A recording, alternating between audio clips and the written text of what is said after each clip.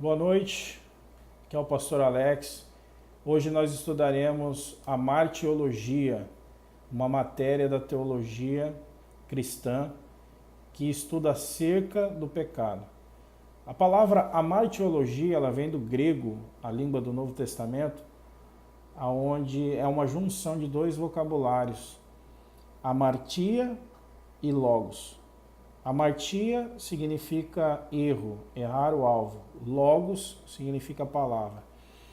O pecado ele tem sido manifestado há muitos e muitos anos na Bíblia Sagrada. Há muitas definições, há muitas teorias, e as nossas teorias aqui serão 100% pautadas na palavra de Deus, no original da Bíblia Sagrada. Então a pergunta que se diz, o que é o pecado? Uma pergunta simples. A definição do pecado já começamos a entender de acordo com a palavra amartia, que significa errar o alvo. Ou seja, pecado é alguém errar o alvo estabelecido por Deus para a conduta humana. Notando isso, a palavra é sinônimo de muitas outras usadas na Bíblia. Ou seja, há vários tipos de pecados, há vários tipos de comportamentos que erram o alvo do propósito de Deus para nós. E entre as suas várias manifestações, vamos entender uma das manifestações.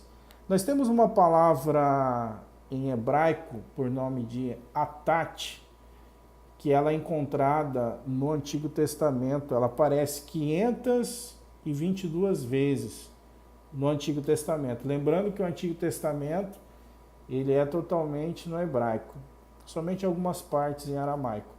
Essa palavra hatat, ela faz referência de um tipo de pecado. É um tipo de pecado de errar, de desviar o rumo. Ou seja, é como se um arqueiro que solta uma flecha e erra o alvo. Mas esse arqueiro, ele não erra de forma acidental. Ele erra de forma intencional, proposital. Então, levando em consideração que o pecado não é somente um ato involuntário da pessoa, se fazendo como vítima, mas sim algo intencional que carece muito da misericórdia e do perdão de Deus. Vamos continuar. Esse versículo, nós temos um versículo muito bonito que se encontra em Isaías capítulo 1, versículo 2, um versículo muito importante, onde se diz de outro pecado por nome de pecha. O sentido tradicional dessa palavra é transgredir. Note isso. Rebelar, desobedecer, revoltar-se. Ou seja, essa palavra, esse termo, aponta para alguém que se rebelou, que foi além dos limites estabelecidos da palavra de Deus. Ou seja, a palavra de Deus determinou algo para nós fazermos. Vamos dizer, amar o próximo, dar um exemplo. Obediência na igreja, amar o próximo, obediência a Deus. E essa pessoa, ela se rebela, essa pessoa, ela passa dos limites de forma proposital, intencional e de forma ignorante. Então, isso, ou a palavra pecha, traz-nos um tipo de pecado que se chama rebelião. Continuando aqui, você pode abrir em Gênesis, capítulo 3, versículo 4 ao versículo 7. Nós encontramos mais um termo em hebraico do Antigo Testamento, que se diz pata. É um termo que dá a ideia de seduzir. O sentido literal claro da palavra é ser aberto, abrir espaço. Abrir espaço para quê, pastor? Abrir espaço para o pecado. Abrir o espaço para que o pecado entre na sua vida, na sua mente. E continuando, qual é o exemplo maior desse tipo de pecado? Pata, abrir o espaço. O maior exemplo é no jardim do Éden, Adão e Eva.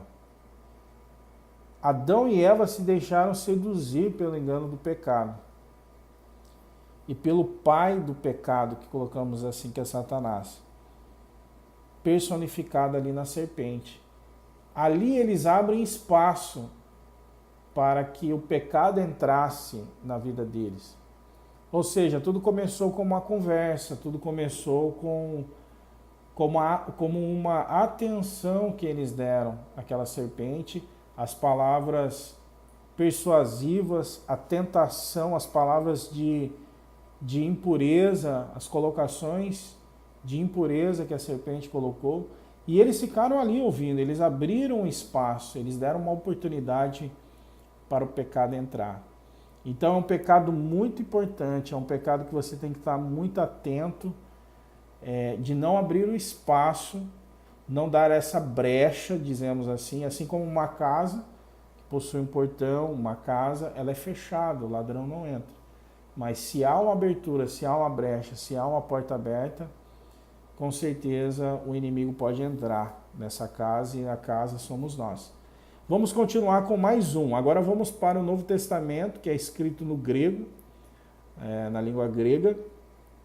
E entre vários sentidos que o pecado tem, entre várias palavras, o sentido é errar o alvo. E entre várias palavras nós achamos uma também muito interessante aqui no Novo Testamento, que eu vou ler junto com você, que é o pecado aseugeia. Você vai achar esse tipo de pecado em Judas, versículo 19. Você vai achar Judas, versículo 19, que esse pecado representa relaxamento ou mesmo sensualidade. Os especialistas o descrevem como algo maldito, que domina a pessoa e a torna impura de tal modo que perde totalmente o senso de vergonha. E essa pessoa faz qualquer coisa degradante sem ocultar o seu pecado. Isso envolve busca de prazeres sem o menor pudor, sem restrições. As chamadas taras sexuais, embriaguez e outras manifestações são típicas de aseugeia. Sem dúvida, trata-se das palavras mais repulsivas do Novo Testamento. Então, se você abrir também Efésios, capítulo 4, versículo 19, você vai achar um versículo que repudia, a palavra de Deus repudia esse tipo de comportamento, esse tipo de pecado. O pecado de aseugeia, ele envolve de início sensualidade, é a pessoa agir, se vestir, agir e ter um comportamento que atraia a imoralidade quando a pessoa olhar para ela. Ou seja, as segundas intenções, as conversas também podem vir. A pessoa às vezes pode estar bem vestida, porém, se a sua conversa, as suas intenções e todas essas coisas podem também entrar nesse pecado. E hoje, como vivemos o mundo, as chamadas busca o prazer sem restrições.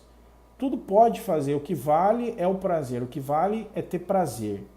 Independente do respeito, independente da vergonha, de como eu estou andando, se estão vendo as minhas partes íntimas ou não. Então, que esse pecado seja excluído da sua vida. Voltaremos para o próximo bloco.